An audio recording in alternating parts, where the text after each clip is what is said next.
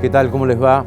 Hoy tenemos el gusto de tener a Emilio Jatón, colega, periodista, fue concejal de la ciudad de Santa Fe, intendente, senador provincial y hoy a cargo de la estratégica Secretaría de Derechos Humanos de la provincia de Santa Fe. Vamos a hablar de varios temas, uno de esos es clave, el derecho a la identidad biológica. Se ha dado un caso en los últimos tiempos realmente muy conmovedor, de 5 o 6 hermanos que se reencuentran después de 25 años, que habían sido separados desde muy chiquitos, algunos a la casa cuna, otros en adopción, otros con familiares, y un gran trabajo de la Secretaría de Derechos Humanos de trabajar para lograr un reencuentro realmente conmovedor. Este y tantos otros temas vamos a hablar con Emilio Jatón en la edición de hoy.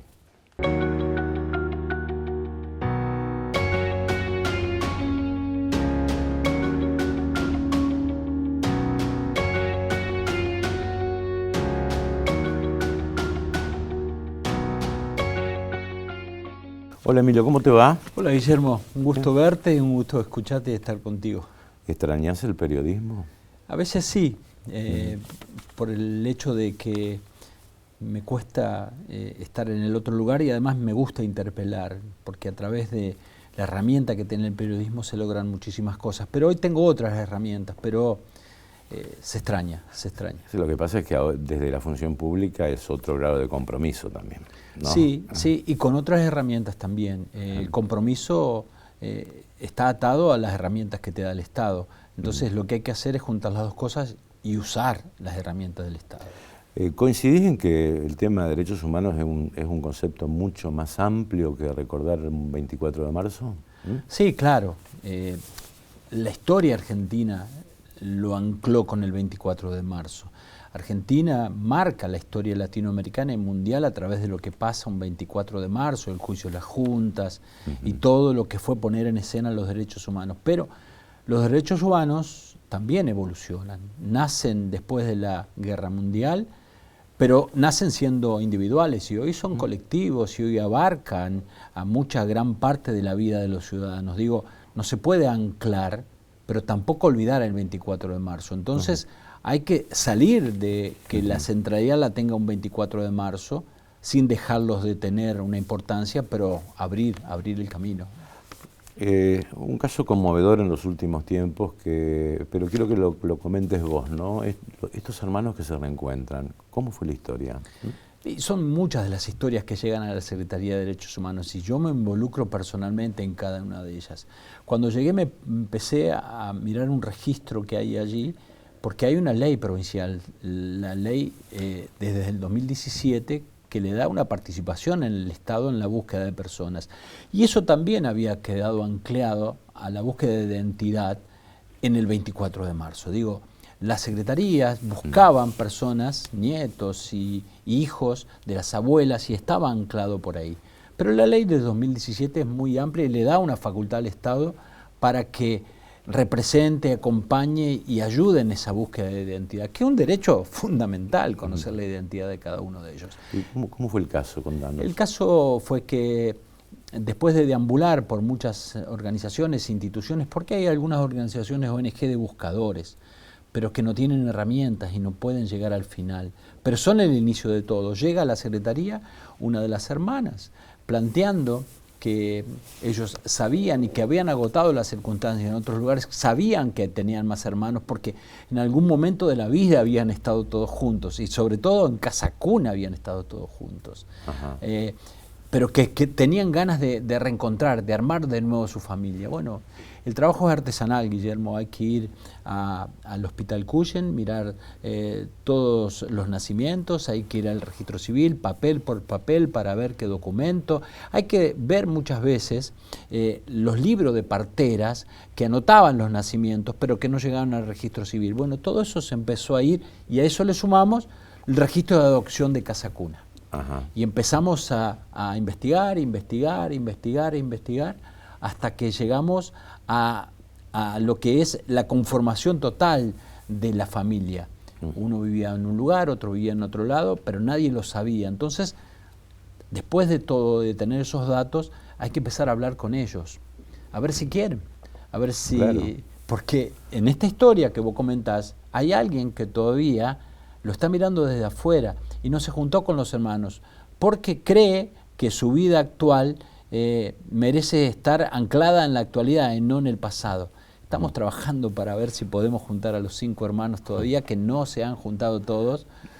También se dice que había un bebé, ¿no? Claro, el bebé es el que hoy ha sido adoptado al último tiempo y quizás en términos económicos tiene un pasar distinto a estos hermanos y lo está viendo desde afuera. Cada vez que sus hermanos salen en un medio de comunicación, cada vez que lo ven en la radio, nosotros enviamos los links a él para empezar a trabajar sobre la personalidad de él, y ya se comunicó con nosotros, pero todavía no hubo el encuentro. Claro. Una foto fue fundamental, ¿no? Fue clave. A ver, contanos de la foto. Fue clave. La foto es en Casa Cuna, todos juntos, y uno de ellos con una camiseta de Colón. A partir de allí se rompe la familia. ¿Por qué? Porque uno de los chicos, el mayor, se va con un tío, y ese es el que empieza a cuidar a los hermanos. Lo denuncia un vecino, que vivían solos los chicos, y ahí van a Casa Cuna. A partir de Casa Cuna empiezan a adoptarlos distintas familias. ¿Habían sido chicos abandonados? Y hay una situación muy particular con la familia y de la situación de la madre. Es la madre la que toma ese perfil, y hoy, vaya coincidencia, no hay relación de estos chicos con su madre. Claro, claro. Es decir, parte fueron a la Casa Cuna, parte con familiares y partes adoptados. Claro, 2 hermanas van con familias, el más grande va con un tío y los otros son adoptados. Y ahí es donde se pierde lo que era el circuito de vida de cada uno. Pero estaba la foto. Y estaba el hermano mayor que los había cuidado, que en ese tiempo tenía 8 años. 8 años. 8 años y hoy tiene más de 30. Ese es el que empieza la búsqueda. Y ese es el que dice, ¿dónde están mis hermanos? Y ese, junto con su hermana, es el que guarda la foto y el que guarda la camiseta de Colón, porque en su cabeza estaba que esa camiseta de Colón se la iba a entregar al hermano que alguna vez la tuvo en la foto. Y la guardó. Estuvo a punto de regalársela a un hijo. Ajá. Y una de las hermanas le dice, no, esperemos, vamos a tener fe, vamos a encontrar a nuestro hermanito. Qué historia, ¿no? Sí, una historia que me parece que es muy bonita, es muy dura, es muy cruel, y que hoy todavía no terminó. No terminó todavía, porque todavía no se encontraron y porque todavía no armaron familias. Pero no es la única, Guillermo. Nosotros tenemos 40 historias en los últimos 2 años y medio que no llegaron a final. Y hay 15 en curso. Todavía hay 15 en curso que estamos investigando. Hay una que cerramos hace un mes, porque eran 2 hermanos de padre, del mismo padre, pero de otra madre, y tuvimos que llegar al ADN. ¿Sabés lo que la satisfacción y las lágrimas que corrieron cuando llamé a las 2 personas que no se conocían? ¿Era el caso de Gisela y Mariano? Claro, cuando le entregamos el ADN con el 99.9% de compatibilidad, le dije, ¿y qué somos? 2 personas que llegan a una reunión y dicen, ¿qué somos? Son hermanos. Ajá. Se abrazan y ahora están conformando una familia, entre sus hijos, entre sus... Están conformando una familia. Serían sus sobrinos. Todo. Ahora, no debe ser fácil el rastreo y cómo juega también la voluntad de quienes quieren, ¿no? Porque algunos dicen, no, yo ya tengo mi vida hecha, convivo con una familia adoptiva, realmente no me interesa saber el pasado. ¿Cómo juegan ese tipo de circunstancias? Debe ser difícil. Juegan mucho, Guillermo, porque fíjate vos que cuando empezamos a armar los equipos, la cabeza de ese equipo es una psicóloga. Entonces, ella trabaja, es empleada de la Secretaría, trabaja en eso que vos decís. Porque hay que respetar sus tiempos también. Sí. Porque te llama una persona y te dice, escúcheme, ¿cómo le va? Soy de la Secretaría de Derechos Humanos, me gustaría hablar con usted porque existe la posibilidad. Algunos cortan. Hay que volverlo a llamar, hay que volverlo a insistir por otro medio, a través de un mensaje, a través de esto, de lo otro. Por eso que te estoy diciendo que hay 15 pendientes, y el principal problema de estos pendientes es el reconocimiento de querer avanzar en este tipo de investigaciones. Sí, seguro, ¿no? Sí, porque claro. está también la voluntad de quien quiere o quien no quiere. Bueno, ¿no? en esta historia de 5 hermanos que decías vos, hay uno que todavía sabemos de están, sabemos quién es, hablamos con él, pero todavía no está el abrazo con sus hermanos y el reconocimiento público, personal, emotivo, no está todavía eso. Y el caso de Gisela y Mariano fue, o sea, transcurrieron más de 25 años, casi 40 años, Sí, claro, tengo claro. entendido, ¿no? Es 40 años. Es más, una de ellas, Gisela, es la que lo buscaba a él y a veces cuando veía una persona parecida a su hermano, lo paraba. Lo paraba hasta que esta red empezamos nosotros a ver en el tiempo que ella decía que había nacido, a dónde había nacido, quién era, y logramos contactar.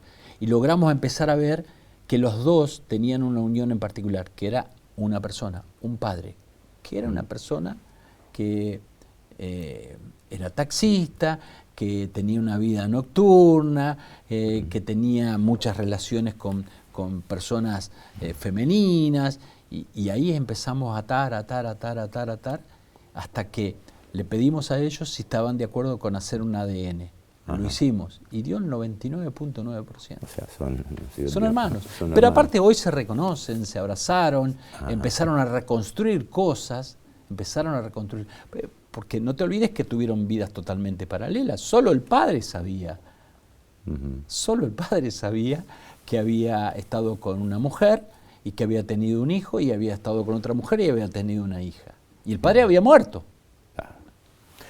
Vamos a hacer una pequeña pausa. Sí, dale, Me gustaría dale. hablar de qué pasa con las personas, chicos, mayores, que desaparecen, digo, o que no, o que se extravían, ¿no? Cómo se trabaja ese tema, qué está pensando en el tema de la trata. Se me ocurre pensar qué pasa con los chicos cuando los padres son, por ejemplo, asesinados en un hecho violento, ¿no? Y por allí quedan huérfanos de un día para otro, ¿no? Es decir, se ha dado el caso, uno de los casos en un barrio de Santa Fe hace muy poco, ¿no? O el caso de Mónica Aquino, Guille. El caso de Mónica Aquino hace 5 años que se la está buscando, por ejemplo, ¿no? O sea, ¿cómo se trabajan en estos temas? ¿Te parece? Sí, dale. Enseguida seguimos con Emilio Jatón.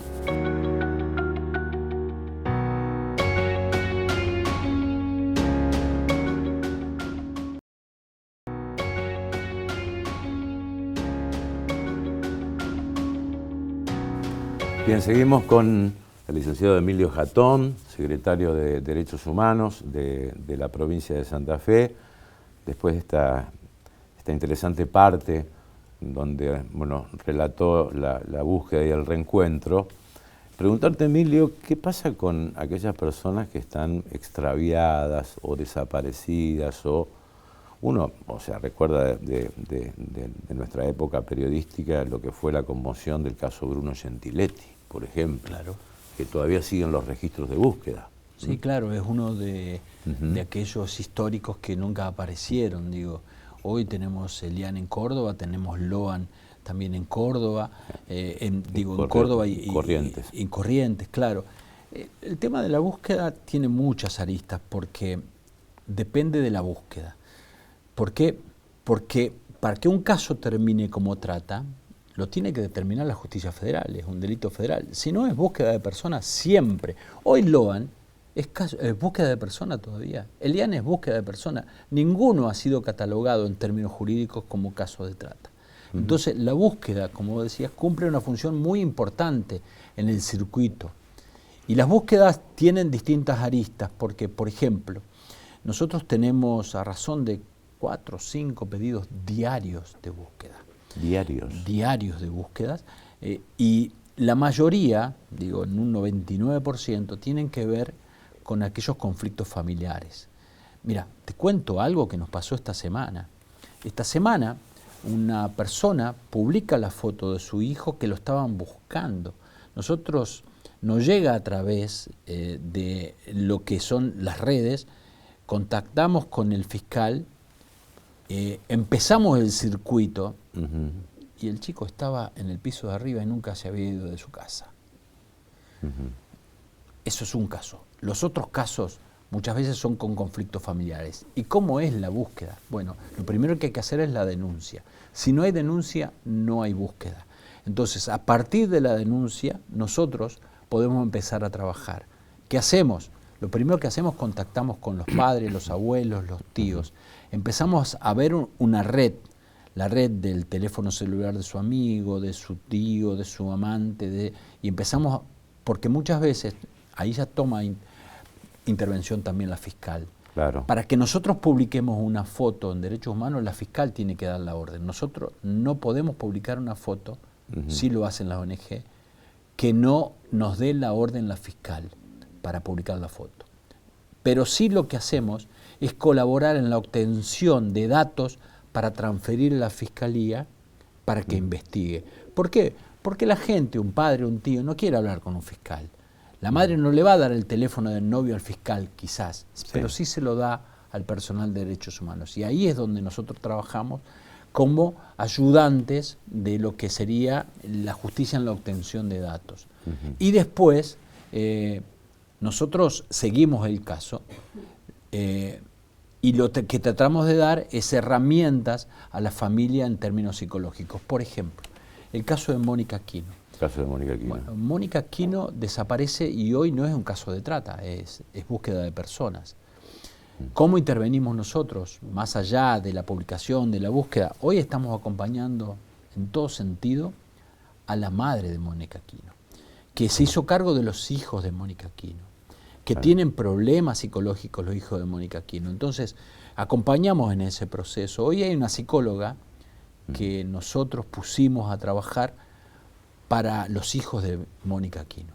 Los está tratando una psicóloga especialista a raíz del trabajo que hicimos y del pago que proponemos nosotros para que trabaje. A la madre de Mónica Aquino conseguimos una ayuda económica por algunos meses. A la madre de Mónica Aquino la visitamos en su domicilio porque vive en Santo Tomé ahora. Y le estamos brindando herramientas para la contención de sus hijos, porque además tiene hijos ella.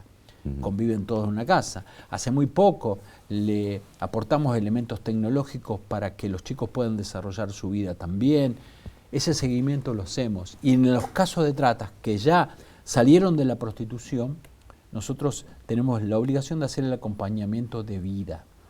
Ahora, el tema creo que se pone más complejo cuando, digamos, existen herramientas tecnológicas de seducción, donde hay que tenerlo mucho en cuenta.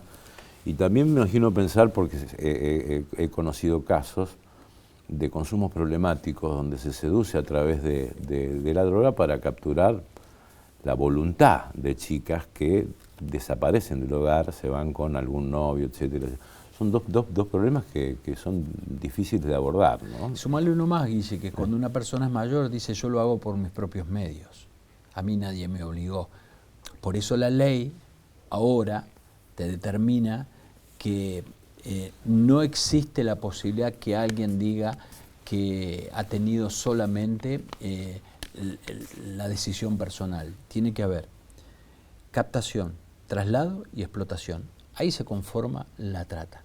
Y esas cosas, muchas veces con las distintas tecnologías, ya no existe la trafil blanca, la captación. La captación hoy es a través de tu celular, de tus medios tecnológicos. El traslado ya no existe en algunos casos porque vos mismo te prestás tu cuerpo, por ejemplo, con algunas plataformas. La explotación sí existe en determinado momento, pero también empiezan a jugar las legislaciones viejas. Entonces hay que empezar a ayornar las legislaciones de acuerdo a cómo se dan los fenómenos y los delitos hoy. Me gustaría alguna opinión sobre algunos temas políticos importantes, ¿no? Porque tienen que ver con los derechos humanos, ¿no? La libertad de expresión es un derecho humano. Sí, claro. Incluso fue sugerida en unas primeras definiciones del nuevo Papa. Sí, claro. ¿Qué pensás cuando hay un nivel de ataque a la libertad de expresión, a las agresiones verbales permanentes, en tu carácter también de periodista? Digo, hay dos cuestiones. Censurar no se puede censurar porque muchas veces nacen con personas que saben cómo hacerlo, de qué manera.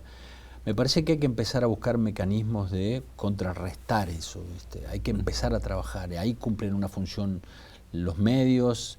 Ahí no te olvides que la agenda pública se conforma con distintas opiniones, con distintas expresiones, y es una puja la agenda pública. Nadie es dueño de la agenda pública. Algunos intentan a través de agresiones hacerse dueño de esa agenda pública, pero también es una discusión, una disputa intelectual la agenda pública. Digo, hay que tener mecanismos para que aquellas personas que son agredidas, que no se pueden expresar, se puedan expresar. Hoy es mucho más fácil a través de las redes personales, pero el impacto de uno no se asemeja al impacto del otro. Y ahí el Estado puede brindar herramientas, digo, el Estado tiene que brindar herramientas porque para eso están los canales públicos, para eso están los lugares, las fiscalías, para eso están los comunicados de prensa. No es fácil. En una agenda pública el poderoso siempre tiene más posibilidades que aquel que no tiene el poder o no tiene las herramientas, digo. Y sobre la baja de imputabilidad a los menores de edad, un tema discutido, debatido, con diversas opiniones en el Congreso Nacional, pero puesta en agenda por la ministra de Seguridad de la Nación, con posiciones muy distintas sobre este tema, incluso la Pastoral Social de la Iglesia en contra. Vos como representante de la Secretaría de Derechos Humanos, ¿qué pensás? ¿Soluciona el tema de los menores que delinquen? La historia te dice que no. Si vos repasás los números países, tampoco. Los números te dicen que no, que nunca se baja el delito a través de una ley. Vos lo sabés a eso, Guille. No hay una ley que haya hecho bajar directamente los delitos y quienes lo cometen. No existe eso. En el medio tiene que haber todo un trabajo que hoy no existe. Digo, si vos bajás la imputabilidad de los jóvenes, lo que haces es meterlos en prisión. Y la prisión hoy no está capacitada como para que ese joven hoy pueda encontrar un camino diferente. El Estado no tiene las herramientas, no ha creado las herramientas como para que si bajás la imputabilidad, el Estado se haga cargo de aquellos jóvenes. Además, las discusiones en la Argentina con respecto a este tema son cíclicas. Ya te recordás, lo de Bloomberg también fue cíclica. Cada vez que un menor mata a un mayor o provoca un delito, vuelve a escena y empiezan las contradicciones entre distintos sectores. Digo, hay un sector de la política que cree que se soluciona el problema de los delitos menores. Cuando vos mirás las estadísticas, los países que lo tienen, te das cuenta que no ha sido una solución. A mí me parece que el Estado tiene que dar las herramientas, y digo el Estado, los gobiernos, para ayudar a esos jóvenes, ayudar a aquellos jóvenes a salir del momento que están viviendo. ¿Algunos tienen que ir a prisión? Sí, tendrán que ir a prisión, pero la prisión tiene que darle herramientas también. No digo que los jóvenes pueden ser reincorporados a la sociedad como ciudadanos con todos los valores éticos de un día para el otro, pero me parece que el camino no es encerrar a todos para después que vemos qué hacemos con ellos encerrados. Porque el problema es social, muchos delinquen también por el tema del consumo problemático, que hay que abordar también, el tema de las diferencias sociales, de las desigualdades. De la deserción escolar.